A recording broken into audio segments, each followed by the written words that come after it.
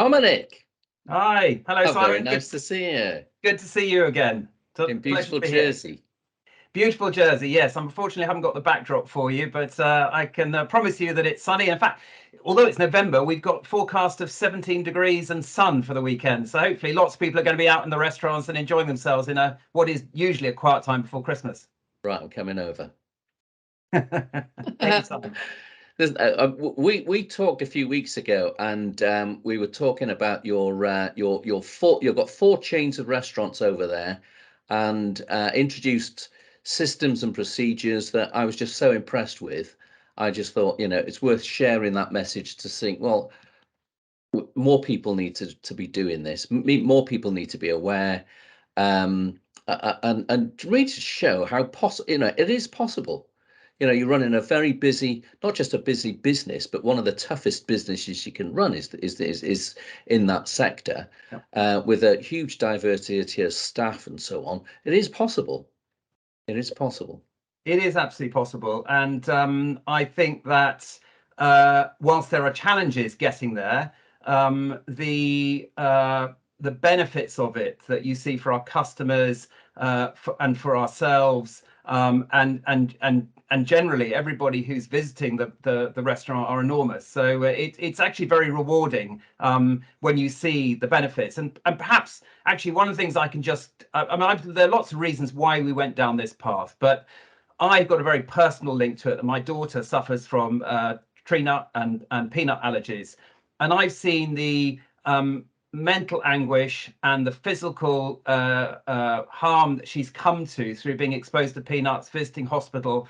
But really, actually, if you've got your EpiPens with you and you've got a hospital nearby and good medical health and you understand what the issues are, the biggest challenge really becomes the day-to-day eating out. And what I see with my family is that challenge we have in visiting a restaurant, the anxiety before going there, the anxiety when we're sitting there, the moment we ask the restaurant, could we see allergen menu? And you can see everybody in the family waiting to see whether the member of staff knows what they're doing or not, and whether they've been trained, or whether it's a sort of, a flippant response, which gets everybody worried. And in the worst case scenarios, where we've been abroad, we've actually left the restaurant because we just haven't been able to get through to have the reassurance that what is meant to be a pleasurable experience could turn into something of a nightmare, and that's not what you want when you go out to dinner. So, and I think the best way of judging this is my daughter went off with her mum to London last week, and I know she was nervous. It was one of the first trips to the big city for her. She's young, she's 8 and 9. And she was visiting London, and I could see, talking to her in the taxi, they were looking around London, and she was nervous about dinner in the evening. So they thought, right, we're going to go to a chain pizza restaurant that we know is safe, everybody's comfortable with. She went there, she had dinner, it was all right. And then my wife did some research, found out a business, a very high-profile business in London that was very good on allergens, and they were absolutely amazing. From the moment they walked in, oh yes, we see in your reservation you suffer from food allergies. Here's our menu. We'll go and talk to everybody about it now. And my wife came out and said that was the most amazing experience for our daughter, because she got confidence to go out. It completely changed her trip to London, and actually just her going out in the big wide world. And that really is the thing that I would like to achieve with our restaurants, is that when people come out, the more, we've got increasing numbers of people suffering from food allergies, and if they can come out and have a relaxed, pleasurable time rather than worrying about it, and if we can put things in place to do that, we all know, everybody who lives with food allergies knows that you can't reduce the risk to zero. It was the first thing we were told when we went to see our consultant: you're going to get exposed. This is how you deal with it. But what you want to do is reduce that risk in the best way you can to protect yourself as an individual. But a business wants to protect itself from the legal consequences and the potentially very serious, even criminal charges you can get from exposing somebody negligently to a food allergen. And also just so everybody feels comfortable, when you say to a group of friends, let's go out for dinner, you can go to a restaurant where one of your friends who suffers from a food allergy is not going to be concerned and worried about it. So lots of reasons to get it right. And as you say, there's a bit of work, but they're not insurmountable challenges. And I think, that's something that we have all the time. folk coming to us and say it's just that, it's living the everyday life. It's doing the everyday things like going to restaurants, going on holiday, children going to school, children going on sleepovers and having parties, and that's not right. So, Yeah. we need to do something about it. Hence our conversation here, Dominic. Yeah. So tell me, you've got over 100 staff Yeah. working with you. Tell us that kind of procedure that you introduced, that then, given your experience and the experience of your daughter there, but what have you done? How have you made it better? Right. Okay. Well, first of all, I would say it's a continuous journey. So we're learning all the time, and things that we have in place now. So I'll describe what we have in place now and try and talk about some of the things that weren't there straight away and some of the things that we did at a later date and why we did them. So the first thing is, I think that when you are embarking on this journey of really looking at how you deal with food allergens in a food service environment, in a restaurant, in a cafe, etc., the first thing you need to do is you don't want to apportion blame. We look to what goes on in the aircraft, and I always say this to my team, is we look at what goes on in the aircraft industry. When a crash happens in a plane, people don't point the finger at people. They want everybody to completely open to say what went wrong, let's look at it, and let's design the process so that it doesn't go wrong again. How would you address those risks? So that's the way that we approach it. We never blame anybody for doing anything wrong. We want to understand why it's happened and then try and put it right. So some of the things we've got in place are very standard to things you would expect to have in the UK. I mean, interestingly, in Jersey, we've got a food law going through our government and our parliament in the states of Jersey in the next couple of months, and that should bring us up to speed with allergen legislation similar to the EU and the UK, which many of your listeners will be used to. We don't have that at the moment. So in fact, what we're doing is entirely voluntary, if you like. Although, of course, there is a general requirement that you have to give food to people that they request. So, I mean, there are overall sort of negligence issues, I suppose. But so the way we start is we look at all of our menu design to ensure, first of all, that we provide something that not only tastes good, that lots of people want, but we want to make sure they satisfy dietary requirements and food safety from an allergen perspective. And we make a distinction between dietary requirements and allergens. We know there are lots of people who are gluten-free, who don't eat dairy, who are vegans or vegetarians, and they do it for lifestyle choices, which we absolutely respect and want to satisfy, but not because they're worried about having anaphylaxis and getting to hospital. So we want to make sure the two are very distinct. So the first thing we do is that when we're designing a recipe, we will make sure that and we put it on the menu, that the dietary choices are on the main menu, and then we have an allergen menu separate with all the 14 key allergens, which identify each allergen in the dish. Now, the way we do that is through, and in fact, whilst it's easier at the moment, I think, for bigger businesses to do it, I'm seeing lots of software coming on the market now for smaller businesses that enables you to design a menu, put in your ingredients, and actually produce an allergen menu for you with all of the ticks. So it's very straightforward. You have a dish, you've got a recipe, you know what's in it, which you should do anyway, and then you can identify the allergens in the 14 key allergens for people that come in.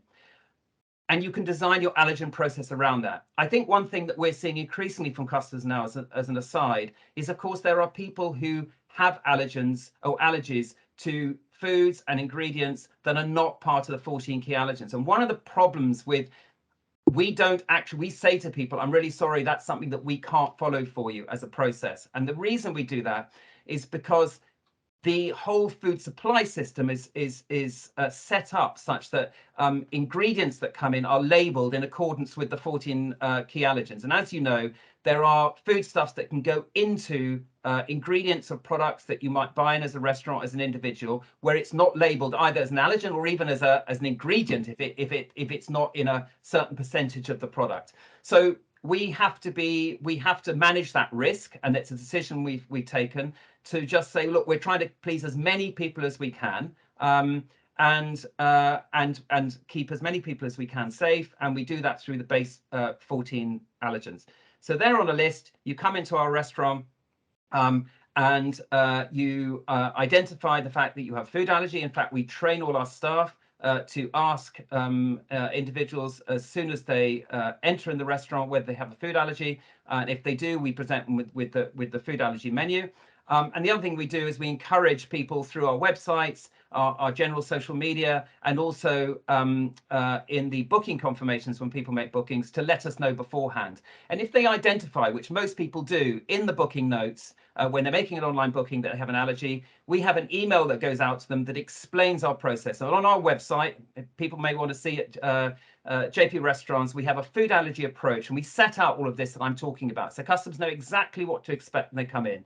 And in fact, what we find is that many there are people with different degrees of allergies and intolerances, and that's one of the things, if I can say to the general public that listen to us now, that makes it difficult for us, because we will have conversations with people. They'll say they're intolerant, and then they'll say, well, how much garlic? How much? Sorry, not much garlic, because that's a bad example. But how much? How much dairy is in the dish, or how much gluten? And we go, well, it's quite a small amount. Oh, well, that doesn't matter then, I'll have it, sort of thing. And of course, that makes it very difficult, because as far as we're concerned, you're either in a food allergy process and you don't have it, and the process I will explain in a moment is followed through, or you're not.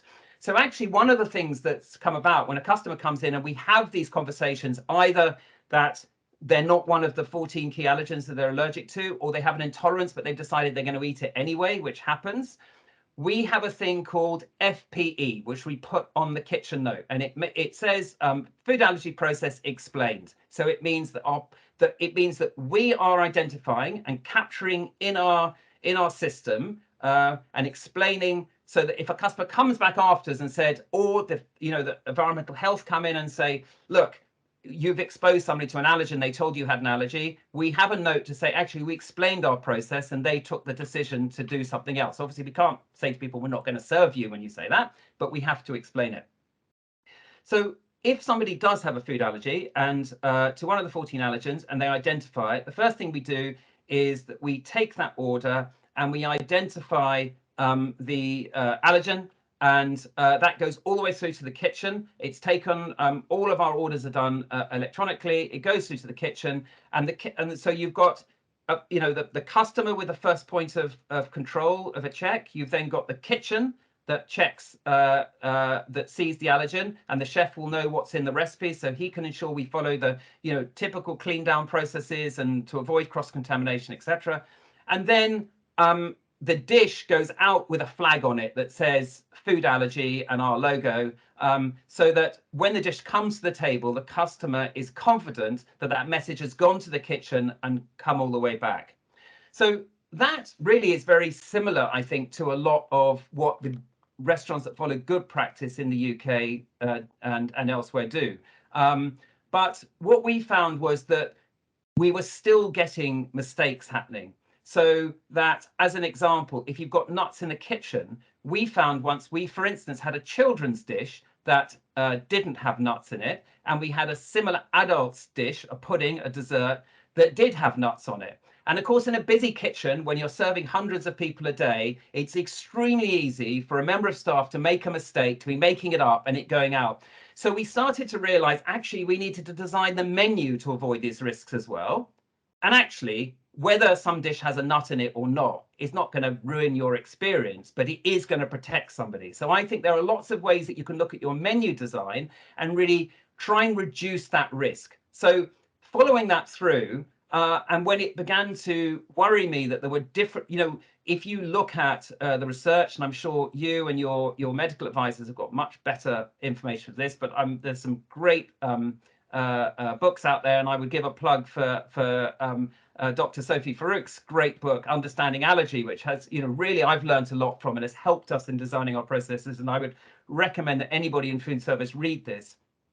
What I realized was that the majority of hospitalizations for exposure to food allergies in restaurants were from certain key allergens. They were from dairy, from tree nuts and peanuts, and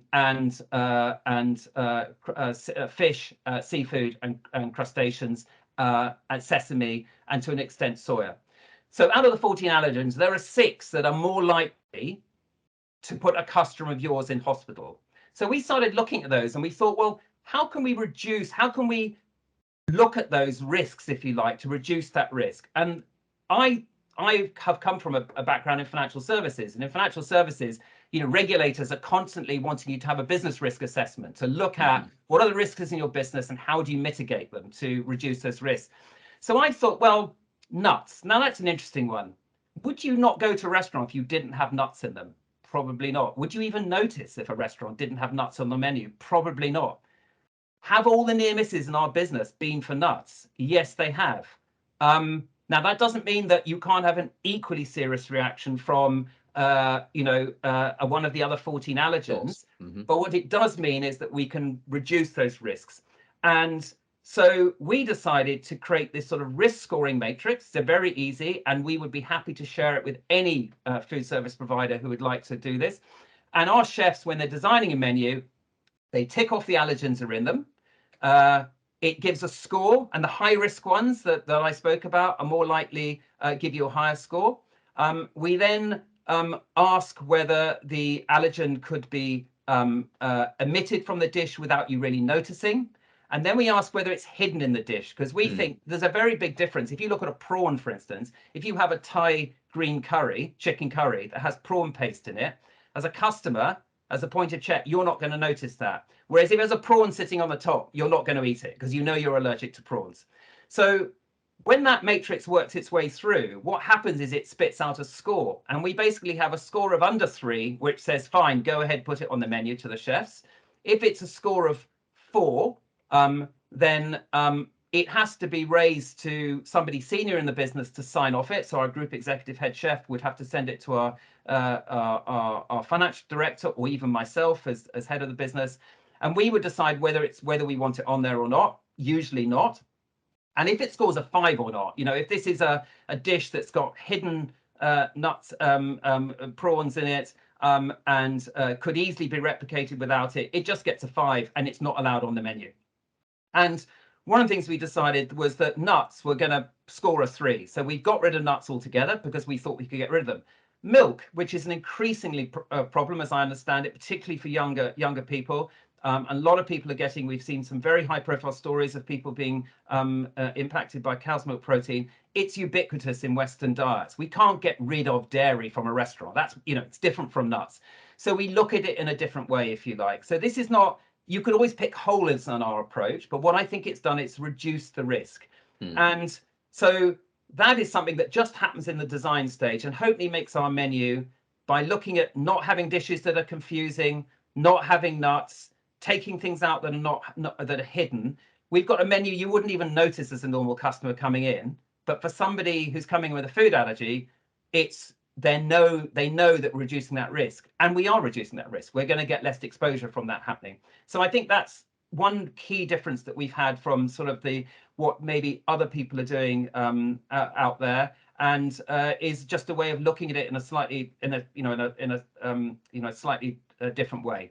Yeah. And I think what you're saying there about a very busy, stressful kitchen, big turnaround. It's not to pick up the wrong dish. I think when we talked a few weeks ago, you mentioned about peas not having butter on the top, and you've replaced that with olive oil, if I remember rightly. But yes, so it's replacing that what could be at risk of someone inadvertently taking the wrong dish out. Yeah, and actually that's a very good point you mentioned there. It's also about making something that people with food allergies can access. So one of the problems with we have these what we call pillars of design of a dish. We talk about when we're designing a dish for a customer wants. There's the taste, there's the appearance, there's the the cost of it. Is it value for money? And then we've added allergens as part of that process. So as an example, a lot of the vegetable oils that are used to fry and are used for dressings and everything else have soya in them. And the problem you have there is you look at your allergen menu and every single dish is ticked with soya.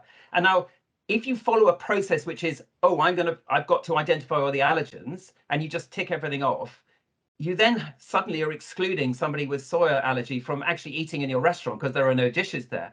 And the butter on the peas was another example. When we looked at it, we found out that nearly every children's dish had dairy in it, and it was ticked. And of course, there are a lot of children who have dairy allergies. And so we then looked at it. We've replaced our vegetable oil with something that doesn't have soya in it. We've taken the butter off the peas and put olive oil. That's not a problem. And so we're making our menu more accessible. Again, as somebody without a food allergy, you're not even going to notice this has happened. But for those, a couple of % of the population that do have it, we're making it a much easier place to be. And, I think a lot of people in food service, and I'm sure a lot of people listening to this who have allergies, feel that some people feel that we're overreacting, that we're a bit too demanding, and we're causing problems for food service. But actually, in this way, it's actually beneficial, because not only just protecting yourself, but increasingly groups of people are going out, and they don't, if one of them has a food allergy, it's not that everybody's got them, the group is going to go somewhere else. So it's good for business as well to address this. I think that's an important thing. This is not this is not all altruistic. It's actually makes good business sense, which is a win-win on both sides, I think. That's great. I mean, that's great. And I think it's that positivity. I always say that, we would encourage a positive, welcoming environment. People with allergies should be welcomed into a restaurant, because the restaurant themselves have got the policies, the procedures, the training is in place, but also it's that kind of customer element to it. So it's being able to greet somebody appropriately, and not have them feeling put off, or as though they're standing out in that group. Absolutely, yeah. And actually that raises a good point. I think that I've learned from my daughter's trip I mentioned at the beginning of this conversation to London, and I think something that we're going to do more. So we train all our staff once a month. We have a video that goes out. It's part of the induction pack. We've created a video internally that all our staff look at that explains food allergens and what to do, etc. But so we have a process that's very safe. But actually, it's not just important that you have a process that's safe. If you want to enjoy it, you've got to demonstrate that to the young child coming in, or the parents, or the individual. And I think one of the things that I've learned is that my daughter's experience in London at this, large London group of restaurants was that and she went to 2 of them with the same brand in different places, because she was so comfortable. She went there again. Right. Another good thing that's good for business. Was that they just were so demonstrably able to show that they knew what it was about and understood the concerns she had, that she was put at ease straight away. And I think that's a really important thing. So it's not just, yes, we've got an allergen process, you can look up on the website, and of course you're interested if you've got a food allergy. It's actually just the whole way you integrate it into just having a nice experience and not making a big deal out of it, if you like. That's great.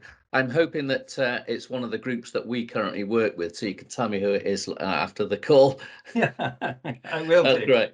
Thank you ever so much. We could talk forever, but time doesn't allow it. Let's connect again, and if you're up for another call, perhaps we can dive into a bit more detail and see what's going on. Yeah, love to do that. And any food service businesses out there that would like to share any of our practice in this, this is one of the areas of our business we don't see as a competitive advantage. We want to share it out there and make food service safe for everybody to go out and eat. Wonderful. Great to speak to you.